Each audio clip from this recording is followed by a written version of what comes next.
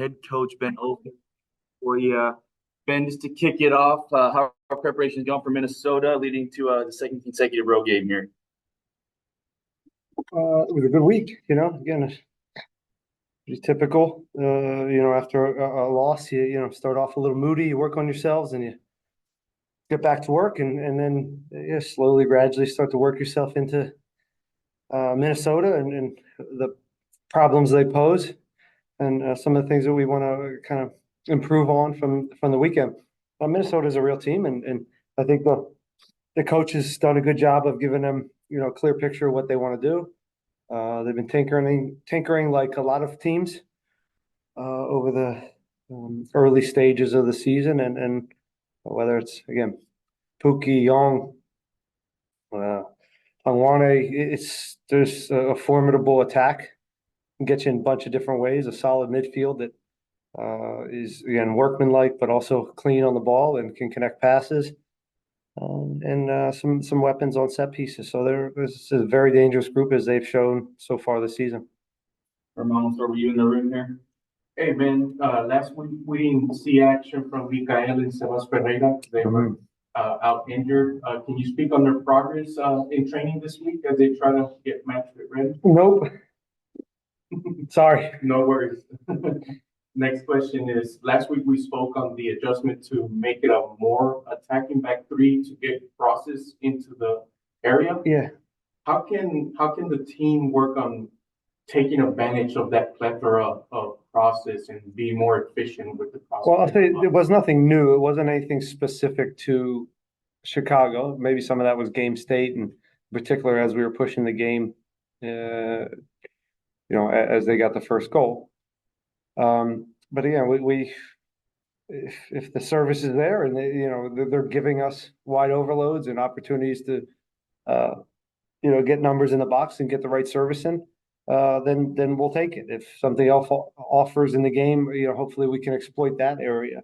But we have not done, to your point, I haven't done a good enough job getting service and making sure we have connections in the box, right? Whether it's services aren't coming in because they're getting blocked, or the rhythm's off, or, we're just not getting enough touches from service to people in the box. And some of that takes time, some of that takes relationships, and we're also playing with, frankly, we've been playing with some false nines, which means crossing isn't always the greatest thing to do to Amin Bassi.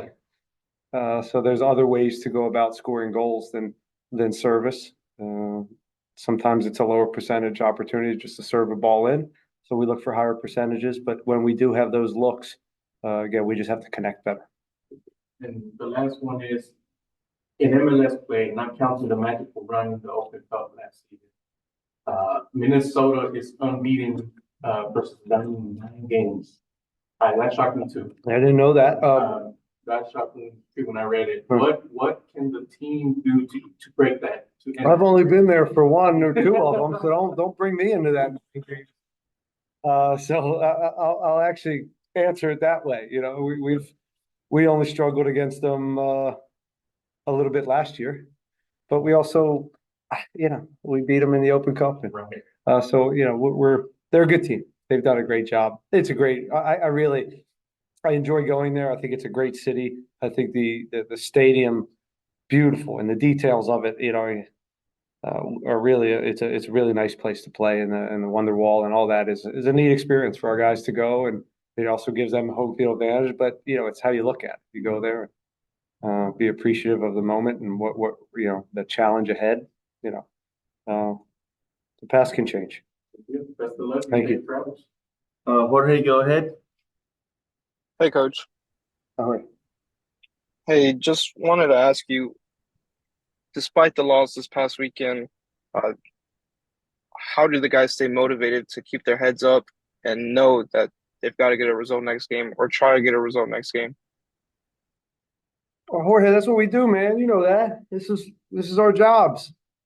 These guys have all lost games, and as I said, the rhythm of the week is, you're a little moody early in the week. Nobody likes to lose, but our jobs are to put that aside and work on our deficiencies and accentuate the positives.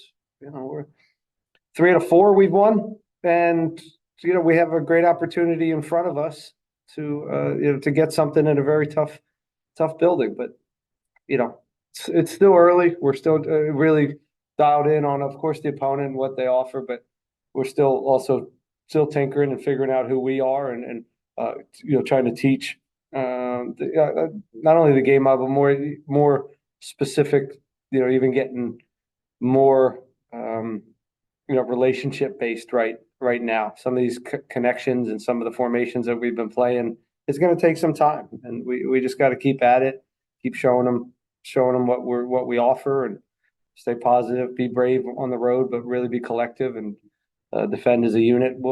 And we give ourselves a chance. Wanted to speak on Ethan Barlow, Doman. No update, no status on Mikael, but how have you seen Ethan Barlow do so far? Really, I think he's had a really good performance, or really good performances this year. I think he's got 3 or 4 games now. He was a guy I spoke about last year that Mika and Eric were so dialed in and healthy. Well, he didn't get a lot of time down that stretch, and then you go into an off season, and then you come into a preseason where you're still kind of quote unquote number 3, and for him to step in and keep the right mindset is a credit to him. But again, right, this is what they do. This is what we pay these guys for, and just to step in the field and do a good job. He's certainly a capable MLS center back, and he's showing that.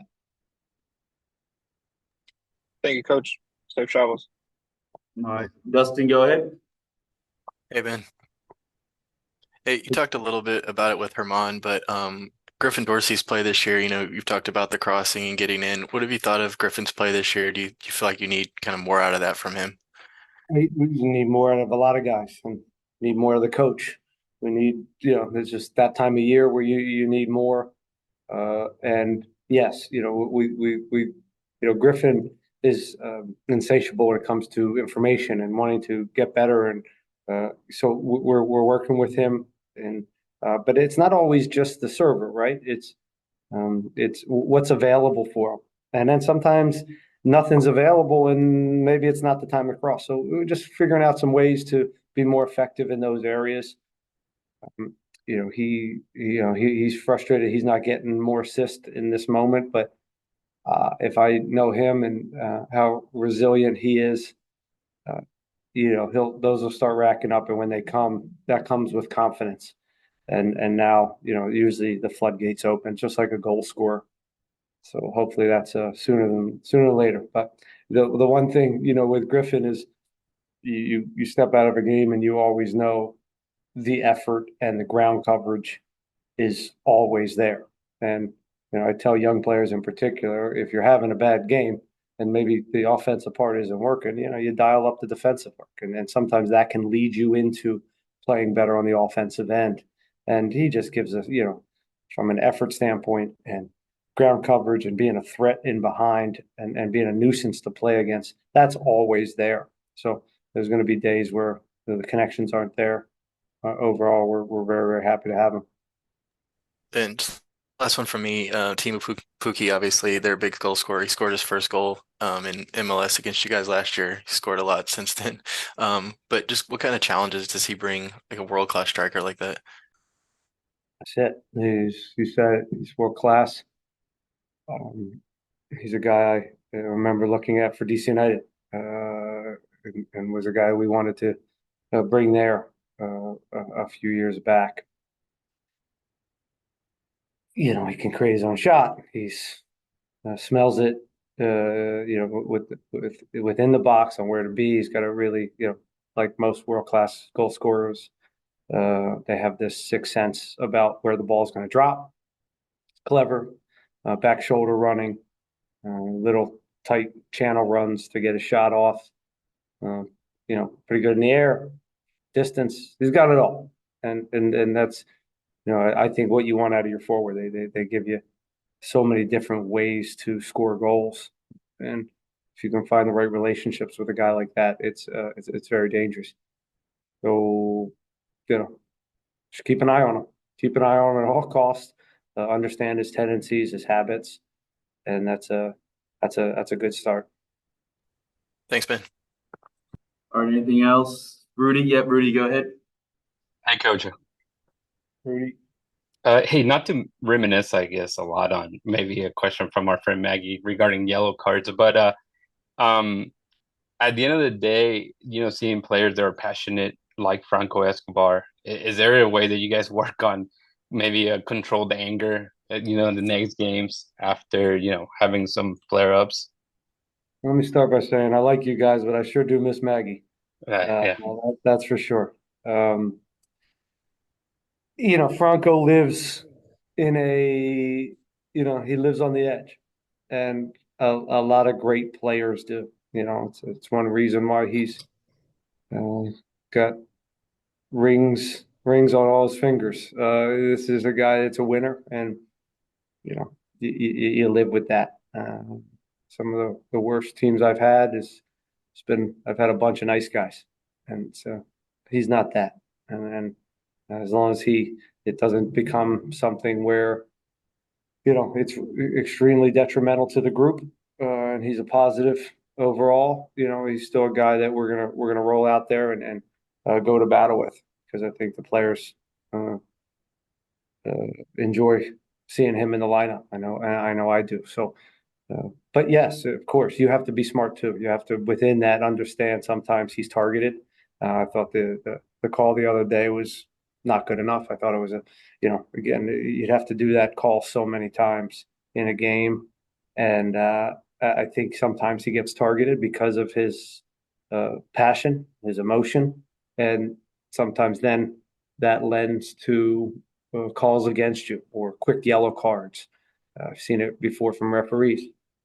Now, he also has to know that and be, smart in those moments and understand he's a little bit targeted, I think.